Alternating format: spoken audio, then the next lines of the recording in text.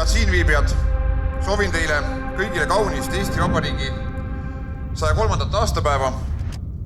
Soovin meile kõigile senisest veelgi enam üksteise mõistmist, hoolimist, armastamist.